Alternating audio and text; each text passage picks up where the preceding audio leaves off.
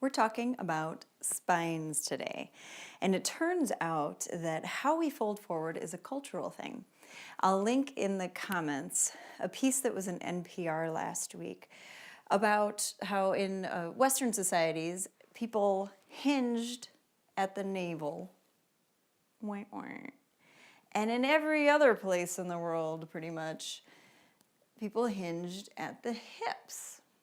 Now, I think we can attribute this to people sitting in desks all day and getting weak, tight hamstrings, tight hips, and a weak core.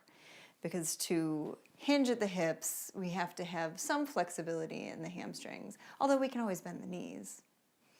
And there needs to be some core strength, although we can build that by hinging properly. So let's take a moment and just stand with hands, one hand on hip and one hip right above the pubic bone. And we'll notice that if we hinge the wrong way at the navel, it's this hunch and our pelvis doesn't move at all. When we hinge properly from the hips, you'll feel that pubic bone move back between the legs. It's like we're sending our tailbone back in space. It seems so simple, yet we do it wrong all the time. And as soon as you see this and feel this, you'll catch yourself all the time. Think about how many times we have to bend down and pick something up off the floor or get something out of a low drawer.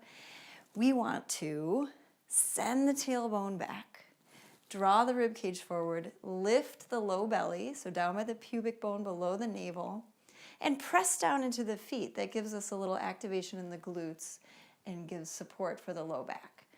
So why do we want to hinge at the hips? It's terrible on our low backs to do this C-curve hunch, rolling down, hinging at the navel. We're putting a lot of pressure on just a few vertebrae, and those discs, which have a fabric-like material, over time, if we keep pulling on a fabric in the same place, it gets threadbare, and this can lead to slip discs, herniated discs, and all sorts of low back problems.